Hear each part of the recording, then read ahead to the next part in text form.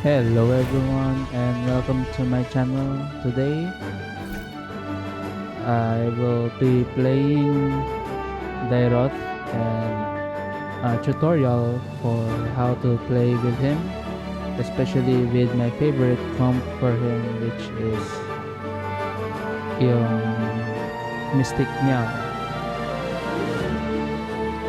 I think Mystic Meow is maganda siya sa kanyang setup kasi maganda yung synergy niya. Plus puro 5-star yung pwede natin gamitin compared na sa iba. So yung goal natin guys for now, for the early game, is to get Scavenger. Napaka resource dependent si Dairot, kaya pangit siya pag walang resources, kaya kailangan natin na maraming resources, pati rin yung mga go cards natin guys, kailangan puro econ din siya para nilaban siya ba, kasi pag ganito na si Dairot yung gamitin natin tapos puro reliant tayo sa level 5, hindi kaya ng level 5 yung ibang comps guys, lalo na kung early game. Kaya mas maganda sa kanya na may econ tayo kahit papaano, para kahit bugbog sarado man tayo sa early game, okay lang. Importante sa late game masyado tayong malakas. So ganyan lang ang strategy ko, which is to hanap tayo ng Leona. Ito si Leona or si Florin.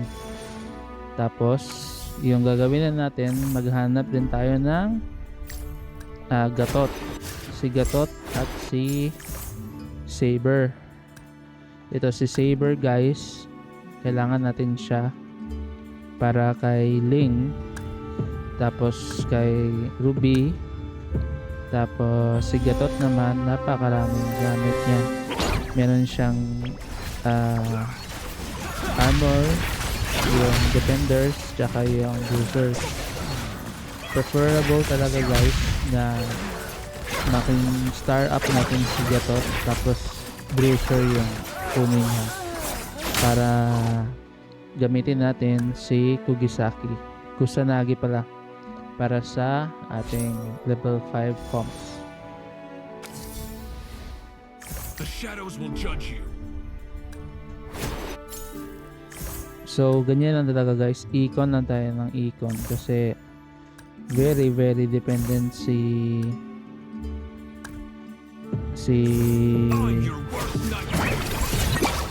Dairot sa malakas na econ. Ngayon nag-shift na ako sa Neobis kasi sayang naman yung points natin sa Neobis. Econ din yan guys, remember my current points at may reward din yung gold. As much as possible guys, puro lang tayo econ sa ating level 5 star. Pero okay lang yan kahit bugbog sarado tayo sa early game. Importante may scavenger tayo at may Neobis. Hindi lang masyadong magpabugbog guys na sobrang logi na tayo. Tapos hanap tayo ng isang level 4.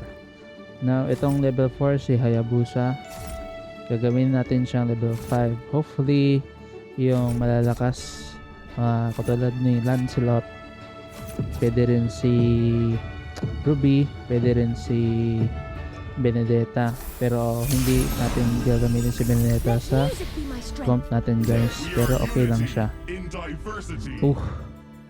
Mukhang nag-ready na tayo guys na triple kagad natin yung scavenger, pero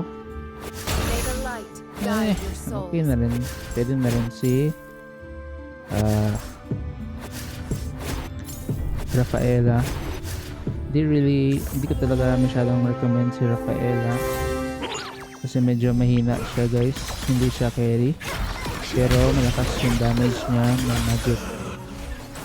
Pero mas gusto ko siya sa kanya yung kung mga Ling, Benedetta, mga Fury talaga yun guys, kaya talagang pumalagyan ng malalakas na comp, especially mga soul vessels. Napakasakit ng soul vessels early game guys kung marunong gumamit yun. So sa ano na pala tayo sa gold, hindi pala gold, legend. Kailangan nating gumawa ng paraan para hindi tayo masyadong maging bugbog sarado. For the meantime, kunin na natin si Alucard para may naman lang tayong tank or kahit DPS guys. Kailangan natin marami na damage content. Ay nakon lang sila ko naman na crap. Talo na tayo ngayon guys. So si Gatot, si Julian, yan yung mga hanapin natin na mga power natin. Sila ang mga triple synergy na kailangan natin para maging 11 yung ating Meow. Masakit guys ang Meow pag 11 na. Kaya yan yung mga una-una natin hinahunting na mga champions. Ngayon wala tayong magandang nakuha. Cyclical support or excellent recruit.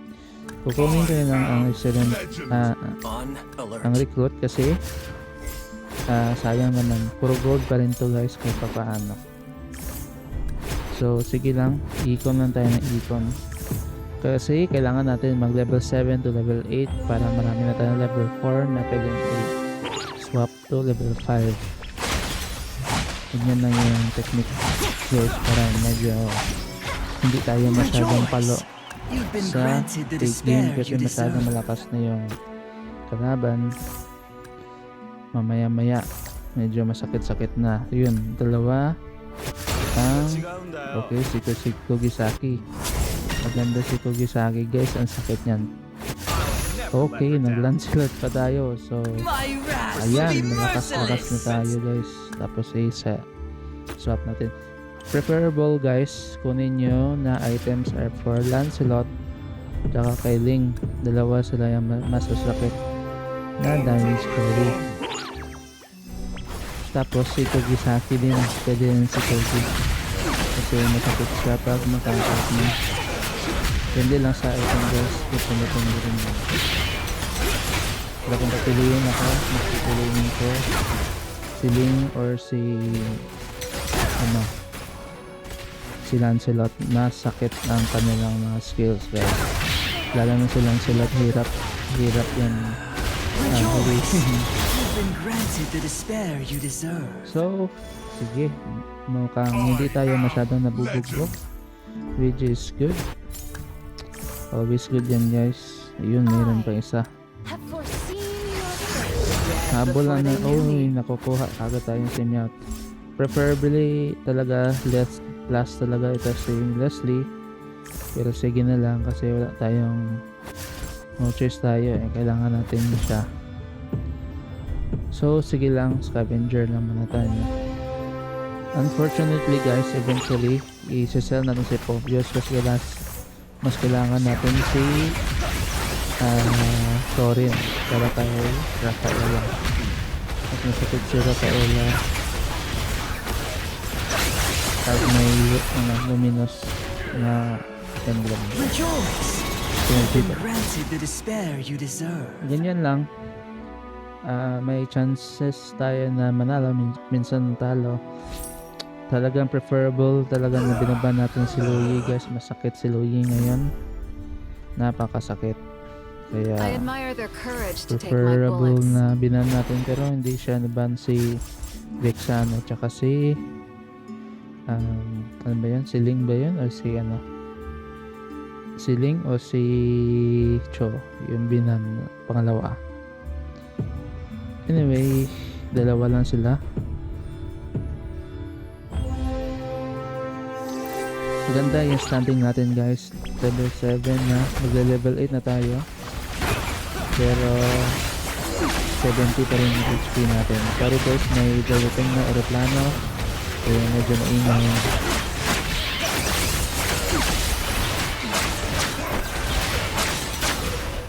Rejoice!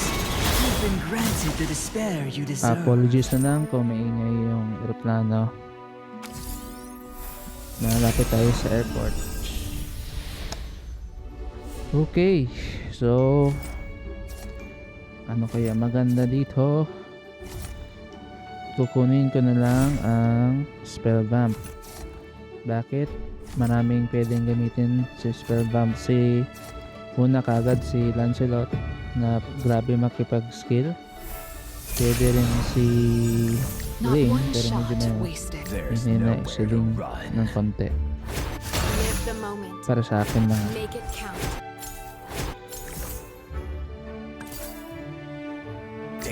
Preferable talaga, sayang hindi natin makuha na si Lancy si Gotot ang ating maging bruiser. Pero sige lang, icon na tayo. Tingnan na lang natin sa late game pag nabenta ko na siya kung ano yung preferable na gamit para sa kanya.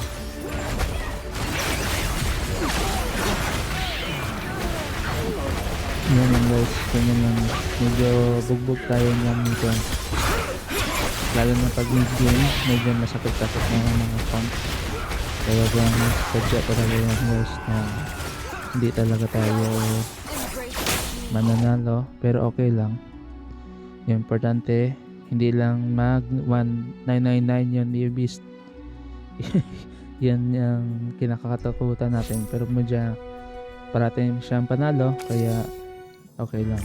Where's Goose? Ito na si Florin. My wrath will be merciless! So far, so good. your relief.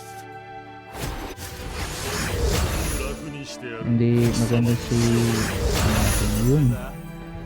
Pakiganda ng tool natin guys. So 6 pa lang. Okay na yan. Better than natin. So sige lang.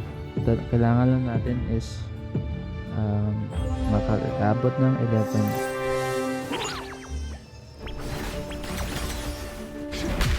Nasin nyo guys, medyo wala na. Puro bugbog na tayo sa lalo na sa mid game kasi hindi na talaga ang 1 star na 5 stars sa late game. At sa mid game pala. Pero medyo kinaya naman natin ngayon, pero expected na yun. Hindi tayo dapat masyado nanalo. Pero naman ko bakit hindi optimized pala ang kanilang kanilang mga items. So since carry natin si Luminous na si Rafaela at saka si Kugisagi, going na tayo nito. Ay. You can't catch me. Oh, yeah. Yun, dalawa ang nakuha natin. Kaya ipan-ipon lang tayo guys na level 4. Tapos unti-untiin na natin na palakasin sila. So alam ko na ngayon ang target natin is palakasin si Kugisaki. May pangit yung items natin pero okay lang. Sayang hindi natin kailangan si Benedetta kaya wala mo ng Benedetta. Okay lang yan. Importante medyo hindi tayo masyadong nagpupugbog pero mukhang malapit na ang pagtotoos.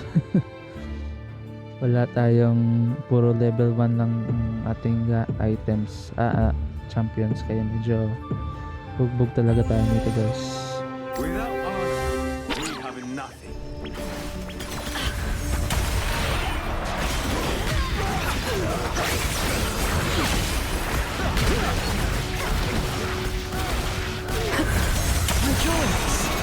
So far na suswerte tayo sa kalaban natin, yung mga mahihina.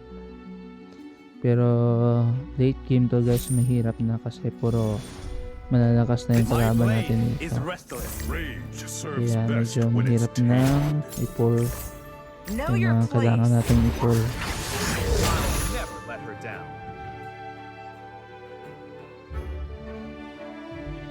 Sana naman lang makakuha tayo ng ano. Hindi tayo nakakuha ng ayun. Kahit si Julian. Ano. Medyo ginigauge ko lang guys. Kailangan natin maging level 10 soonest. Pero hindi rin natin pwede na masyado mag-low ating HP. Kaya kailangan natin Discipline and start up din sila para balance medyo the soul. may laban kasi mahirap din pag puro tayo ikon, wala tayong ikon, wala tayong damage yung mga champions natin pag puro labas naman siya. Medyo carry natin ngayon si Lancelot saka si Kogisaki kapag na malakas yung carries guys, kaya expect na dapat sila ang kanyang ating priority. You've been granted the despair you Naka-legendary pa deserve. tayo ngayon. Okay. Without honor, we have listened to my blade sing. Oh, si Ling. Nagpakita si Ling. My wrath will be Ayan. merciless. Magandang simula yan. Niniabis pa tayo para makapalakas pa tayo ng kahit papaano. Dapat, eto na yung aeroplano guys. So, apologize kung medyo maingay.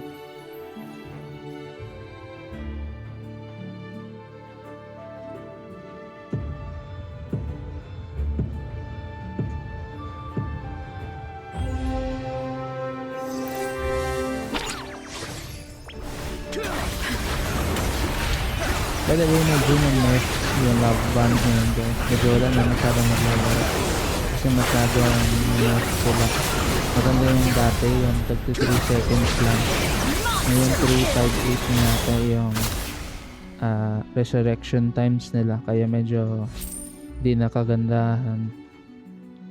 Pero malakas pa rin. Malakas pa rin yung Mia carry. Basta Mia na carry guys, masakit. Napakasakit ng Merike.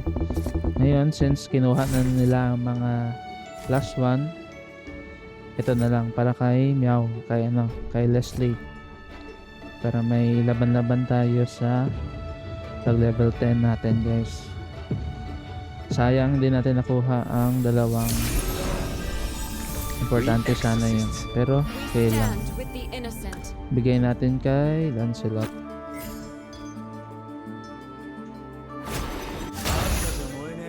Napakarami nating Kugisaki, baka mga level 3 pa natin to mamaya. Napakadami niyang so kung tingnan nyo guys, 8 na, tapos mawawala pa si Phobios mamaya yan guys. Pag masyado na tayong endangered na masyado tayo, doon na natin ipapalo si ibebenta ko lang si Phobios para mag-fit ng additional na level 5. Hopefully may Ruby kita mo guys, hirap talaga lumaban ang mga natin kalaban, ating mga heroes laban sa kalaban, lalo na pag late game na. Kaya kailangan natin lumakas. Medyo pala din pala ang ating kalaban na Dairot, kaya may hihirapan tayo. Puro mga palo. Show 'em what you gotta do. Yun, at least mayroong Better not hold back. nag-iisang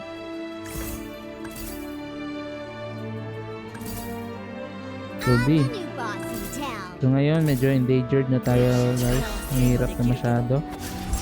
Kaya ano ba yan, pangit pa yung nabigay sa atin. So ito na lang. Some hellfire. medyo talo nga lang tayo guys. Tingin ko lang medyo nakakot yung movies. Guys, hindi pala. Tama. Pero tingnan natin. Medyo pala. Slide. Ay, hindi kaya. Ay, medyo talo tayo guys. Sayang. The Next abyss time na lang. will never 5th lang tayo.